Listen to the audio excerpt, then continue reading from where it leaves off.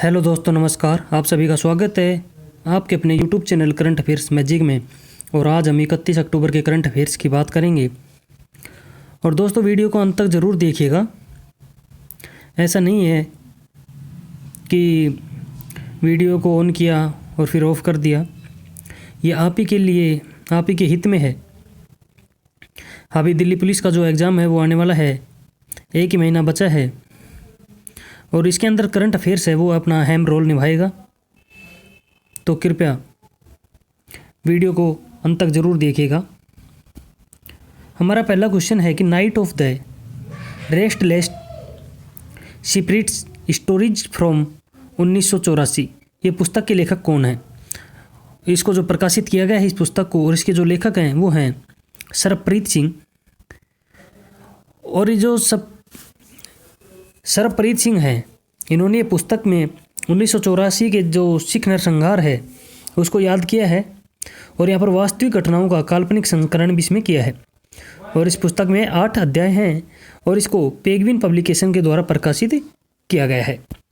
हमारा अगला क्वेश्चन है कि भारतीय डाक ने किस देश की डाक विभाग के साथ में पोस्टल शिपमेंट से संबंधित सीमा शुल्क डेटा के इलेक्ट्रॉनिक विनिमय यानी electronic exchange of custom data के लिए एक समझौता किया है? तो जो भारतीय डाक है इसने अमेरिकी डाक सेवा के साथ में पोस्टल शिपमेंट से संबंधित सीमा शुल्क डेटा के इलेक्ट्रॉनिक विनिमय के लिए यहाँ पर एक साझा किया है। और यह उनमें भौतिक आगमन से पहले और अंतर्राष्ट्रीय जो डाक हैं वस्तुओं के इलेक्ट्रॉनिक डेटा को यहाँ पर प्रसारित और प्राप्त करने में सक्षम बनाएगा। जो भारतीय डाक का हेडक्वार्टर है वो नई दिल्ली में है और इसके महानिदेशक हैं अरुंधति घोष। हमारा अगला क्वेश्चन है कि डॉक्टर तुलसीदास चुग अवार्ड 2020 के लिए किसे चुना गया है? तो ये चुना गया है डॉक्टर सतीश मिश्रा को। और जो डॉक्टर सतीश मिश्रा हैं ये national academy of medical sciences India principal scientist division of molecular parasitology and immunology यानी CSIR CDRI लखनऊ के अंदर ये डॉक्टर हैं और इन्हें वहाँ पर ये साइंटिस्ट हैं और इन्हें मलेरिया की जो परजीवी है उसके जीवन चक्र पर अपने शोध कार्य के लिए सम्मान दिया गया है। यहाँ जो 2 मेज़बानों और 3 आक्रामक चरणों को शामिल करने वाली यहाँ पर एक जटिल प्रक्रिया है और यहाँ पर उनका उत्कृष्ट काम बदले हुए थ्रोम्बोस्पोंडिन रिपीट के साथ यहाँ पर सीक्रेट प्रोटीन जो एसेक्सुअल ब्लड स्टेज के लिए आवश्यक है। और इन्हें 2019 में एक सदस्य निर्वाचित national academy of medical sciences Bharat के द्वारा नवाजा गया। 2018 में एक सदस्य निर्वाचित the national academy of sciences Bharat के द्वारा और 2018 में ही भारत चिकित्सा अनुसंधान परिषद भारत सरकार के द्वारा शकुंतला अमीरचंद पुरस्कार इन्हें दिया गया। और जैव प्रौद्योगिकी विभाग भारत सरकार के द्वारा 2013 में रामलिंग स्वामी री एंट्री फेलोशिप इनको दी गई। हमारा अगला क्वेश्चन है कि सब्जियों के लिए आधार मूल्य निर्धारित करने वाला देश का पहला राज्य कौन सा बन गया है? तो यह है केरल राज्य। और जो केरल राज्य है इसने सब्जियों के लिए आधार मूल्य निर्धारित किए हैं और यहाँ पर जो आधार मूल्य है वो सब्जी की उत्पादन लागत से 20% अधिक होगा। और यहाँ तक कि जो अगर बाजार मूल्य आधार मूल्य से नीचे चला जाता है तो यहाँ पर उत्पाद किसानों के आधार मूल्य पर ही खरीदा जाएगा। अभी इससे किसानों को राहत मिलेगी और उनको समर्थन मूल्य भी मिल जाएगा। जो केरल के मुख्यमंत्री हैं पिनराई विजयन हैं और यहाँ के राज्यपाल हैं आरिफ मोहम्मद खान।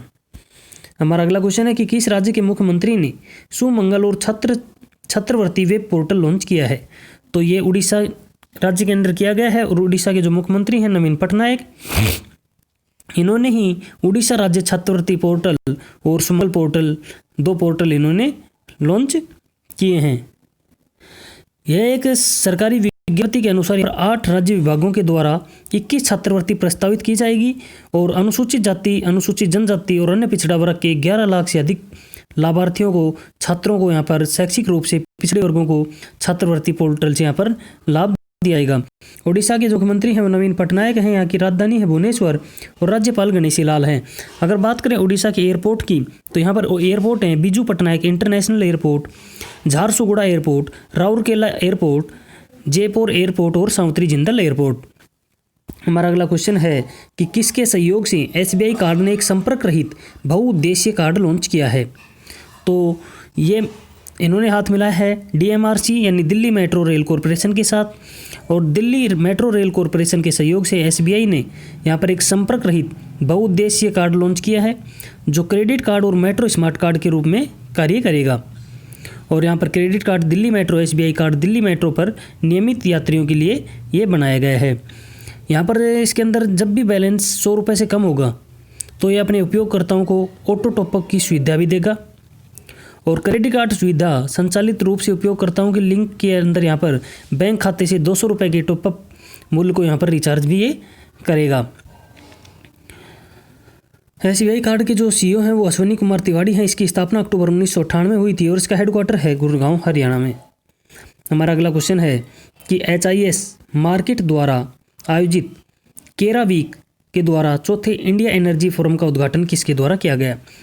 तो यह किया गया हमारे प्रधानमंत्री नरेंद्र मोदी के द्वारा, और इसका जो विषय रखा गया था वो रखा गया था भारत का ऊर्जा भविष्य एक विश्व परिवर्तन। यहाँ पर भारत घरेलू विमानन के मामले में तीसरा सबसे बड़ा और सबसे तेज़ी से विकसित होने वाला यहाँ पर विमानन बाजार है, और 2024 तक भारतीय विमानन तोप अपने बड़े आकार 600 से बढ़ाकर यहाँ पर 1200 करने का यहाँ पर अनुमान लगाया जा रहा है। हमारा अगला क्वेश्चन है कि भारत सरकार ने नए मुख्य सूचना आयुक्त के रूप में किसे नियुक्त किया है? तो ये नियुक्त किया है यशवर्धन कुमार सिन्हा को, और ये स्थान लेंगे बिमल जुल्का का जो सेवानिवृत्त हो गए हैं। और साथ ही में यहाँ पर एक मराठी पत्रकार हैं उदय माहुरकर, इनको सूचना आयुक्त के पद पे चुना गया है।